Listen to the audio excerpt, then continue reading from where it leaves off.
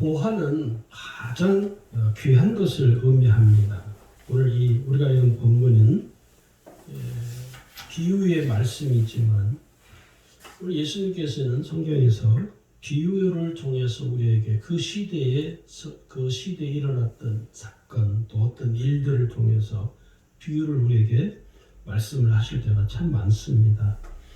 그래서 이 보화는 어떤 거냐면 이 세상에서 흔하지 않고 세상에서 구할 수 없는 하나밖에 없는 가장 귀한 것을 오늘 성경은 이 보화라고 말씀을 하고 있습니다. 하나님께서는 우리에게 베풀어 주시는 이 구원의 은혜는 가장 귀한 것이죠. 왜냐하면 하나밖에 없는 것이기 때문에 그렇습니다. 그래서 우리가 받은 이 구원의 은혜에 관한 가치를 성경에서는 보화에 지금 비유하고 또 그 본문에 있는 말씀 보면 이 진주에 또 비유를 하고 있죠. 이 보화라는 것은 어떤 거냐면 세상에서 하나밖에 없는 가장 귀한 것, 이 세상에서 가장 귀한 것인데 하나밖에 없는 것은 뭡니까? 예수님이죠. 예수님이 우리의 유일한 구주가 되시죠. 그래서 예수님만이 죄인을 구원할 수 있습니다. 예수님이 아닌 다른 어떤 이름으로도 어떤 누구도 죄인을 구원할 수가 없어요. 예수님께서 말씀하기를 사도행전 4장 12절에 가면 다른 이로서는 구원을 받을 수 없나니 천하 사람 중에 구원을 받을 만한 다른 이름을 우리에게 주신 일이 없음이라 그렇게 말씀을 하고 있죠. 예수님이 아닌 다른 어떤 이름을 가지고 말을 하는 건 이단이죠. 이단들의 특징은요, 교묘하게 그것을 숨깁니다. 마치 발톱을 숨기는 것 같은 것이죠. 지금 이 코로나 터질 때 지금 전 세계적으로 일어나는 좋지 않은 것 중에 하나가 있는데 그게 뭐냐면 이 코로나 바이러스를 빌 게이츠가 만들었다, 조작을 했다. 이건 이제 일명 백신 음모론이라고 해요. 그런데 여러분, 우리나라에서도 지금 빌 게이츠가 백신을 조작했다. 왜냐하면 오래전에 테드라는 거기에서 유튜브에 들어가시면 테드를 치면 강의 쭉 한 게 있습니다. 빌 게이츠가 테드에서 강의를 한 적이 있어요. 그때 강의할 때 코로나 바이러스에 대한 강의를 한 게 아니고 앞으로 미래의 이 시대에는 바이러스로 인해서 큰 어려움을 당할 것이다. 그 예견을 한 적이 있습니다. 이게 조금만 상식이 있고 지식이 있으면요, 또 일반 전문가들, 의사들, 또 전문가들 소견을 들어보면 오래전부터 빌 게이츠만 그런 것이 아니라 오래전부터 많은 전문가들이 앞으로는 바이러스가 창궐하는 시대가 올 것이다라고 예견을 수도 없이 해왔습니다. 그런데 마치 빌 게이츠가 지금 이 코로나를 만든 것처럼, 그래서 백신에다가 그 칩을 심어서 백신을 맞으면 노예가 된다. 나는 미국에서나 그런 줄 알았더니 우리나라에서도 그렇게 말하는 분이 계셔요. 제가 누구라고 말하기가 좀 그런데, 제가 설교를 유튜브에 올리기 때문에 여러분도 아마 뉴스를 보셔서 아마 아실 거예요. 너무 참 상식이 없는 일들이 참 많죠. 시대가 혼돈스럽고 그런 시대가 되면요, 지금처럼 이렇게 혼돈스러운 시대에는요, 온갖 거짓 이야기들이 난무하고 상식적이지 못하고 비상식적인 일들이 참 많습니다. 그곳에서 우리가 지금 계속 문자 올 때 보면 무슨 센터에서 확진자 생겼다고 계속 오잖아요. 거기에 얼마나 저도 그걸 들으면서 참 보던 것이 어떻게 저렇게 빠질 수 있을까? 상식적이지 못한 정말 너무 무지한데도 사람들이 제가 늘 이야기하는 거죠. 사람을 추종하다 보면요 정말 상식이 없는 이야기인데도 거기에 그 사람을 추종하는 사람들은 그 사람이 무슨 말을 하든 옳은 이야기인지 올바르지 못한 이야기, 진실인지 거짓인지는 중요하지 않아요. 무조건 쫓아갑니다. 거기다 목숨을 거는 거죠. 그게 마치 그래서 지금 세상 사람들이 우리를 욕하는 이유가 뭐냐면 신앙이 저렇게 사람을 이 분별력 없는 사람으로 만들고 마치 우리 기독교 신앙이 이성도 없고 무지한 사람들로 우리 세상 사람들이 우리 교회를 매도하고 있는 현실입니다. 우리가 꼭 직시해야 될 것이 뭐냐면 그런 허무맹랑한 거짓에 우리 스스로가 놀아나면 안 되는 거죠. 그걸 자 세대주의 신학이라고 해요. 이 666 숫자도 똑같이 있고 구원받는 사람 14만 4천 이야기도 거기서 나오고 베리집 이야기도 나오고 이게 다 거기에 이제 같이 포함된 신학 원조들입니다. 그러니까 우리가 예수님이 어떤 분인가를 명확하게 잘 알면 그런 이상한 이 논리에 빠지지 않을 수 있는데 어쨌든 간에 이 부활하는 것은 하나밖에 없는 유일하신 구주이신 그리스도를 의미하는 것입니다. 두 번째 이 부활하는 것은 뭐냐면 죄인을 구원하는 복음이죠. 로마서 1장 16절에 보면 내가 복음을 부끄러워하지 아니하노니 이 복음은 모든 믿는 자에게 구원을 주시는 하나님의 능력이 됨이라 이렇게 말합니다. 모든 믿는 자에게 구원을 주시는 하나님의 능력 이게 복음이죠. 복음이 곧 우리의 보화가 되는 것이죠. 그 다음에 세 번째 보화는 진리입니다. 진리. 이 세상에는 진리가 없죠. 여러분 만약에 성경이 진리가 아니라 성경이 진리인 동시에 다른 것도 만약에 진리가 있다면 저는 예수를 안 믿습니다. 오늘 저와 여러분 예수 믿을 이유가 없습니다. 진리가 예수님이 아닌 다른 진리가 또 있다면 우리는 예수 믿을 필요가 없어요. 그런데 진리는 유일하게 하나입니다. 진리는 하나밖에 없습니다. 그러나 이 세상에서는 진리가 나올 수가 없죠. 진리는 오직 예수 그리스도가 진리이시죠. 그래서 예수님이 하시는 모든 그 말씀들은 뭐라고 하냐면 진리를 말하죠. 사람이 말하는 것은 진리를 말하지 않거든요. 진실을 말하는 것이죠.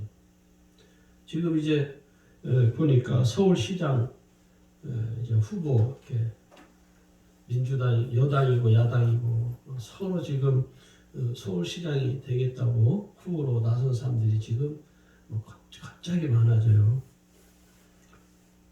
그 후보로 나온 사람들 제가 이야기 그분들이 나와서 이제 기자회견하고 하는 걸 들으면서 과연 저 말이 진실일까? 저분들이 정말 진심을 가지고 말하는 것일까? 이렇게 한번 생각을 해보게 되는 거죠. 예수님이 항상 무슨 말씀을 하실 때마다 예수님이 뭐라고 말하냐면 내가 하는 말은 내 말이 아니요 나를 보내신 아버지의 말씀이니라 이렇게 말합니다. 그게 무슨 말이냐? 진리를 말한다는 것이죠. 예수님이 하시는 그 모든 말씀은 진리에 근거해서 진리를 말하는 것이죠. 만약에 예수님이 자기 어떤 개인적인 사견을 말한다면 또 개인적인 어떤 판단에 의해서 말하는 것이 아니라 예수님은 철저하게 아버지의 말씀을 전하고 있다는 것을 예수님이 반복적으로 강조를 하고 있습니다. 그것은 뭐냐? 진리를 말하고 있다는 것이죠. 그래서 우리가 믿는 진리는 이 세상에 유일하게 하나밖에 없는 보화라고 우리가 말할 수가 있는 것입니다. 보화를 알지 못하는 사람들은요, 세상을 쫓아가다가 낭패를 당하는 이 부자의 스토리가 누가복음 16장 19절에서 31절에 나옵니다. 여러분이 잘 아는 스토리죠. 세상의 즐거움과 쾌락을 쫓아가는 삶을 사는 이 부자가 세상에서는 정말 부족함이 없는 거죠. 모든 거 다 누려봤거든요. 그런데 이 부자가 죽고 난 이후에 간 그 세계는 어떤 세계냐면 자기가 육신으로 살았을 때 누려보지 못했던, 알지 못했던, 깨닫지 못했던 그 세계예요. 거기거든요. 지옥이에요. 지옥에서는 한 번도 경험하지 못했던, 부자로 살았을 때 경험하지 못했던 그 삶이 죽고 난 이후의 삶이 지옥에서 시작이 되는 것이죠. 그러면서 그 부자가 지옥에서 통탄을 하죠. 이미 때는 늦었죠. 자기 형제들을 위해서 간구하지만 그 요청이 받아들이지 않고, 자기 혀에 물 한 방울 적셔달라고 간청하지만 그 물 한 방울조차도 허락되지 아니하는 그 고통이 1, 2년 되는 것이 아니라 영원한 고통과 흑암 속에 살아가는 그 결과를 바치게 된 것이죠. 왜 그러냐? 보화를 알지 못하고 세상을 쫓아가다가 낭패를 당하는 것이죠. 이 부자가 만약에 지옥에서의 고통이 있었다는 것을 알았더라면 아마 그는 세상을 쫓아가는 쾌락의 삶에서 보화를 쫓아가는 삶으로 바뀌었을지도 모르죠. 또 두 번째, 보화를 얻지 못하는 사람의 이 결과가 마가복음 10장 17절에서 22절의 스토리인데, 재물이 많은 청년의 스토리입니다. 예수님은 이 청년에게 기회를 줬습니다. 예수님은 기회를 주었죠. 내가 가지고 있는 내 소유를 다 팔아서 가난한 자들에게 주고, 그러면 하늘에서 내게 보화가 있으리니 나를 쫓으라. 기회를 예수님이 한번 주었어요. 그런데 이 청년은 근심하며 돌아갔다라고 슬픈 기색을 하며 근심하며 돌아갔다는 거예요. 왜 그러냐면 죄물 때문에 내가 지금까지 얻었던 그 이 죄물을 다 놓아야 되니까, 버려야 되니까. 그러니까 이 청년이 예수님이 한번 기회를 주었음에도 불구하고 그 기회를 알지 못하고 깨닫지 못하는 것이죠. 왜 그러냐면 보화가 무엇인지를 모르기 때문입니다. 그래서 성경은 여러분, 부자가 천국에 들어가는 것이 어렵다 이렇게 표현하죠. 부자가 천국에 못 간다는 말이 아니라, 부자는 천국에 왜 들어가기 어렵냐면 첫 번째 이유는요, 재물이 우상이기 때문에 어렵다는 것입니다. 재물이 우상이기 때문에 그 재물이 곧 하나님이죠. 그래서 그 재물이 자기 자신을 만족해 하기 때문에 다른 구원의 은혜가 있어도 그 구원의 부활을 붙잡지를 못하는 것이죠. 또 이 부자가 천국에 들어가는 것이 어려운 이유는 재물에 집착하기 때문에 그렇습니다. 재물에 집착을 해요. 그래서 있는 사람이 더 무섭죠. 더 무섭습니다, 사실. 제가 청년 때인데 어떤 목사님이 설교를 하는데 그런 설교를 하시는, 그분은 이제 큰 교회 목사님이세요. 개척교회 목사님들이 도와달라고 하면 야단을 친다는 거예요.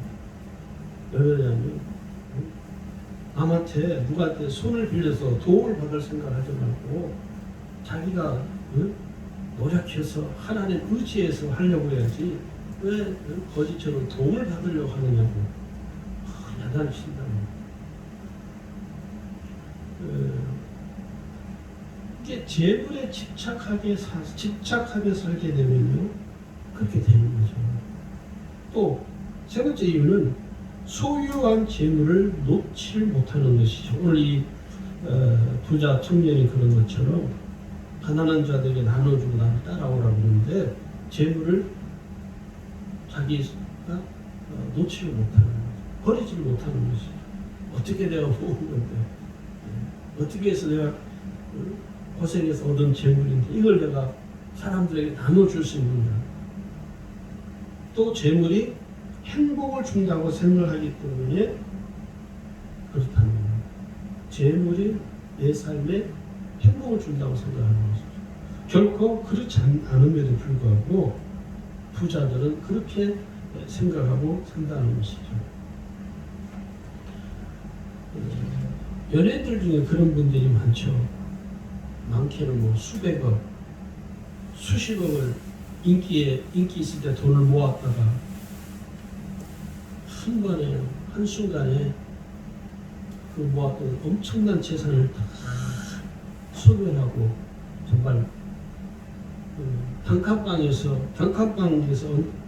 혼자서 살아가는 모든 가족들과 다 헤어지고 자기 혼자 버려져서 살아가는.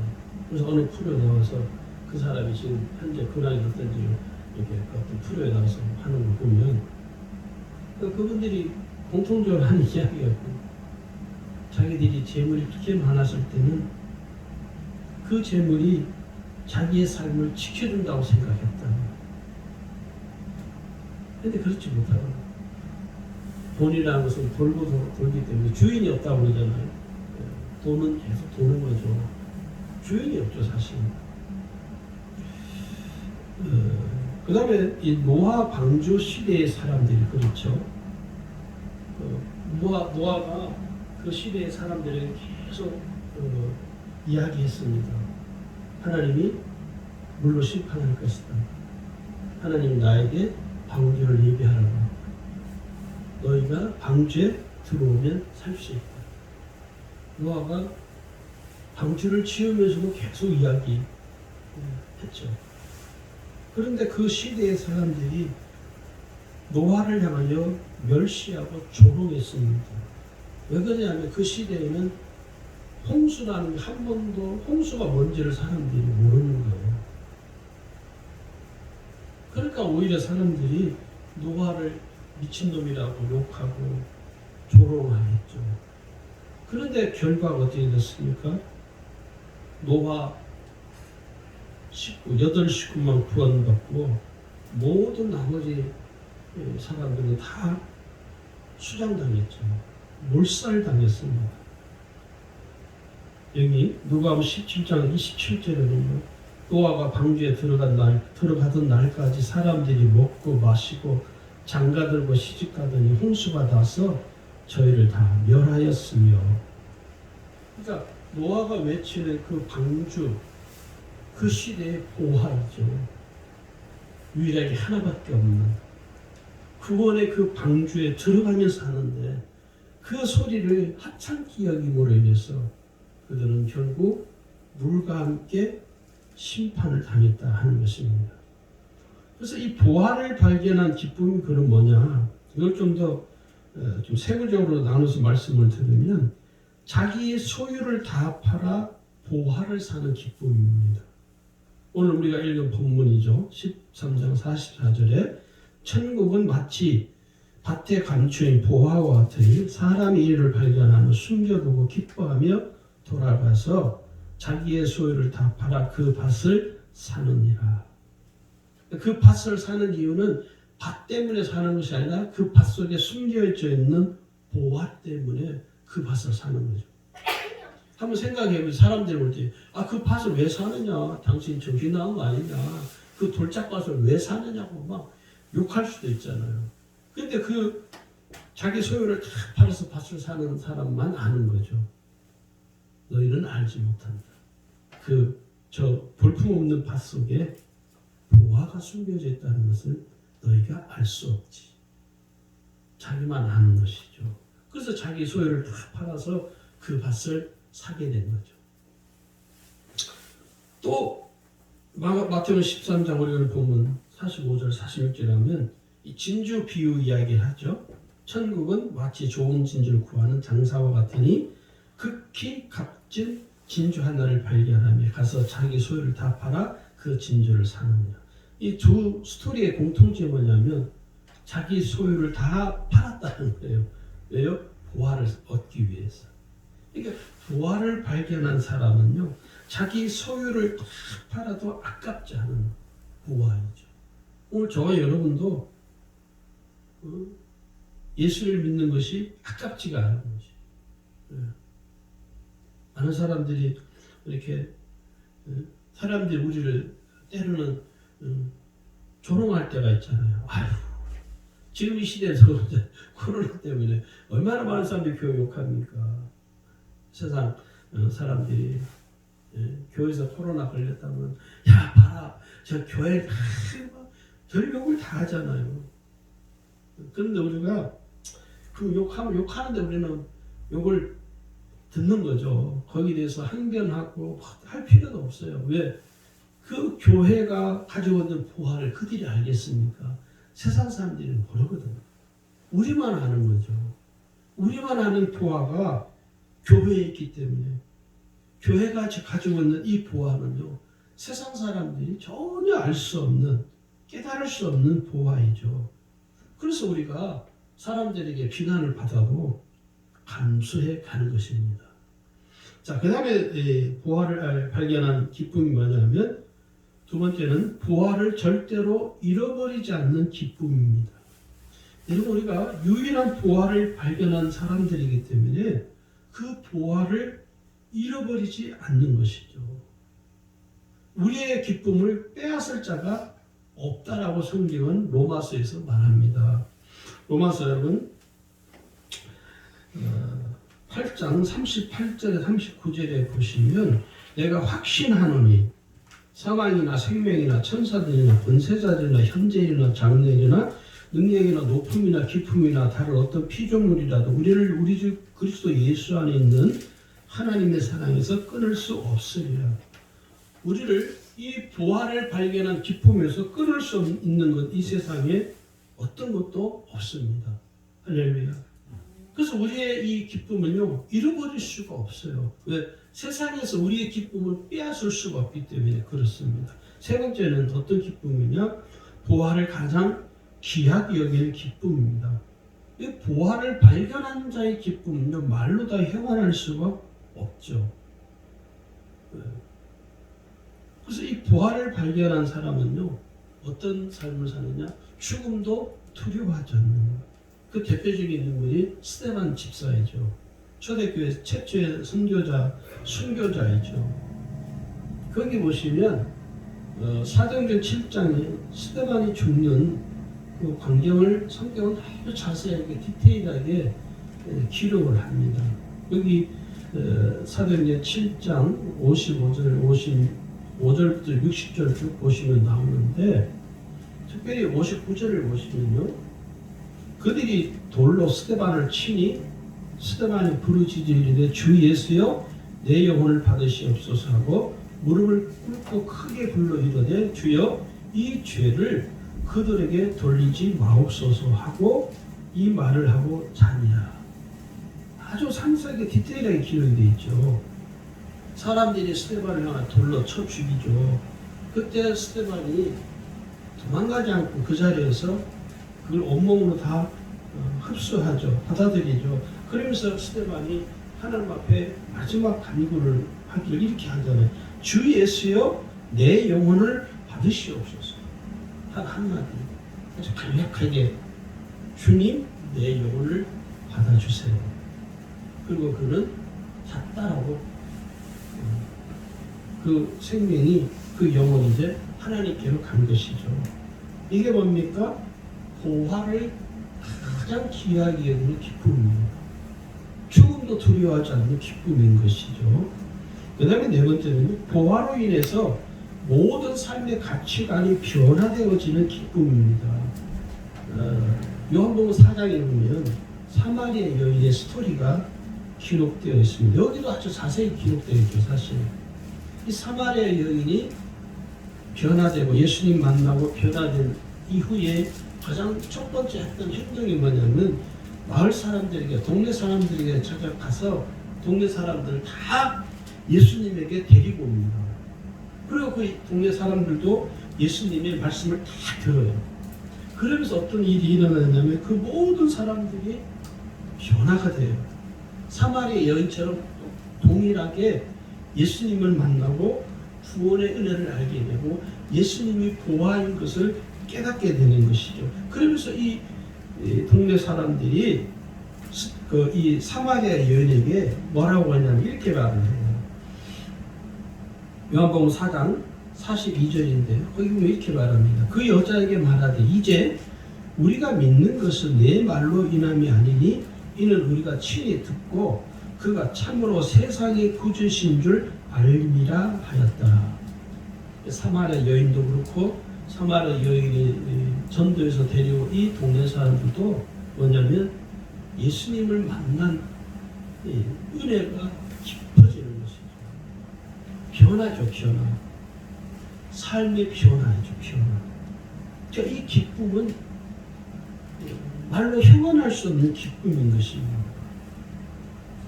오늘 부활을 발견한 오늘 우리의 삶은요, 크게 저는 네 가지로 분류를 네 가지의 삶이라고 봐요. 첫 번째는 어떤 삶이냐면 예수와 함께 사는 삶입니다. 예수님이 지금 나와 함께 사는 거죠.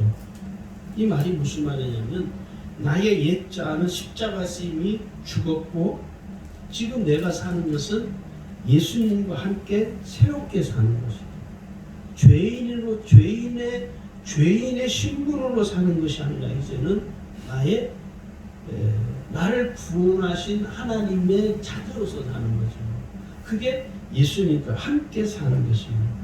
그래서 예수님이 내 삶 속에서 항상 나와 동행하시고 나를 지지해 주시고 나를 끊임없이 나와 내게 힘을 주시고 능력을 주시고 은혜를 주시는 것입니다. 이게 예수와 함께 사는 삶이죠. 지금 우리가 코로나 하면서 힘들고 어려운 힘겨운 삶을 살고 있지만 예수님이 오늘 저 여러분과 함께 하십니다. 실제로. 할렐루야. 두 번째는요, 자기 십자가를 짊어지는 삶입니다.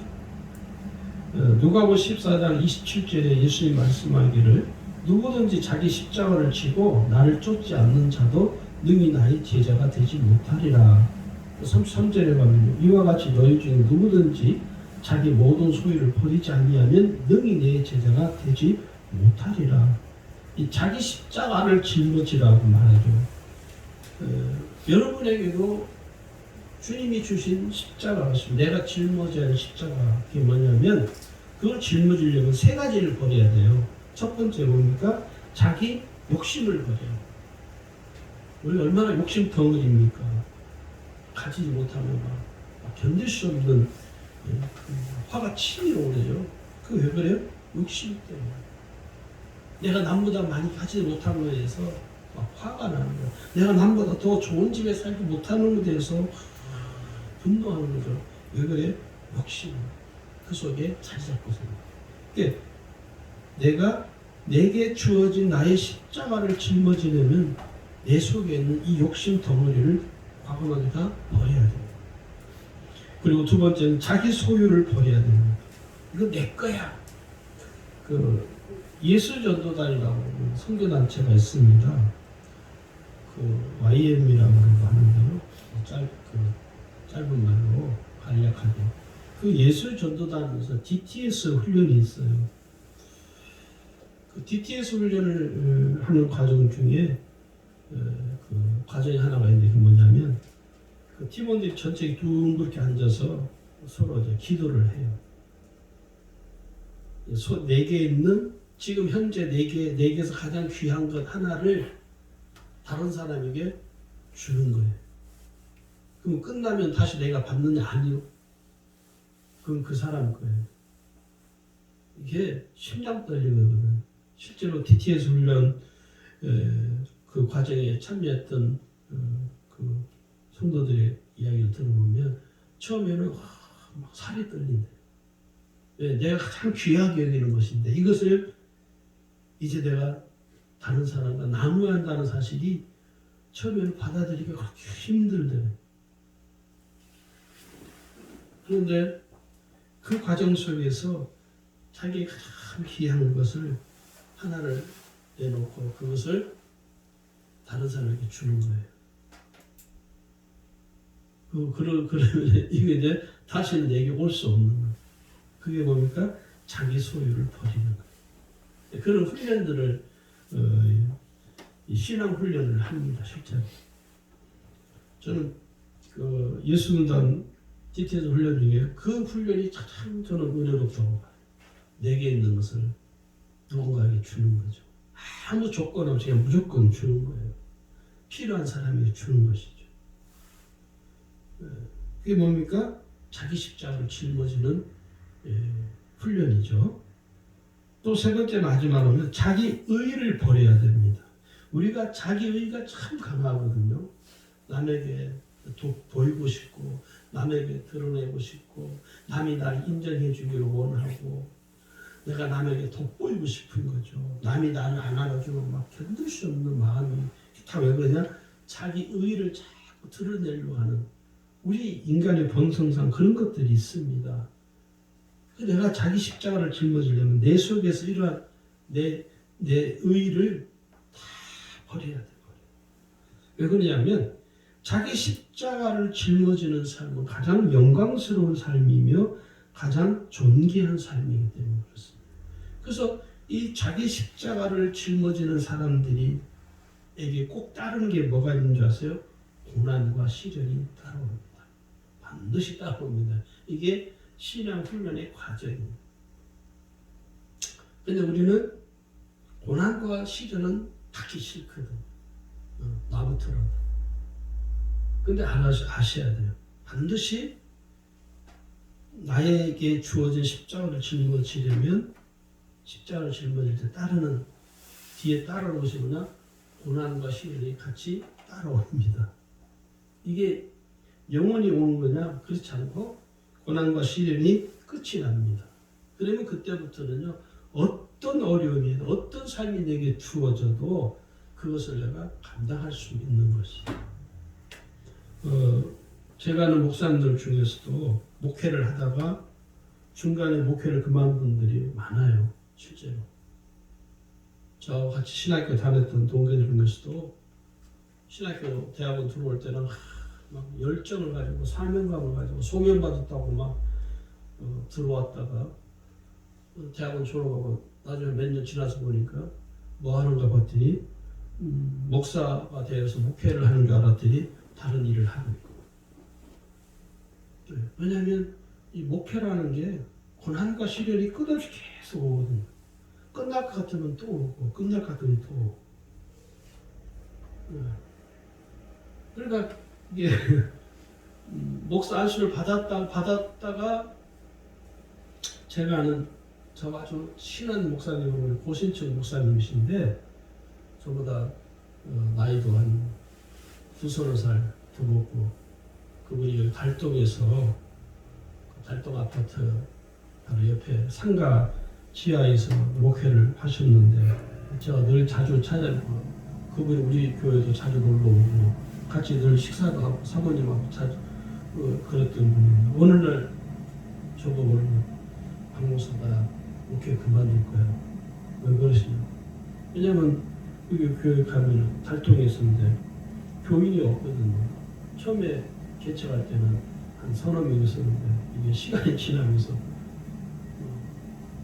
교인들이 점점 떨어나가고 한 가정 딱 하나 있었는데 이분들이 서울로 이사를 가게 됐어요.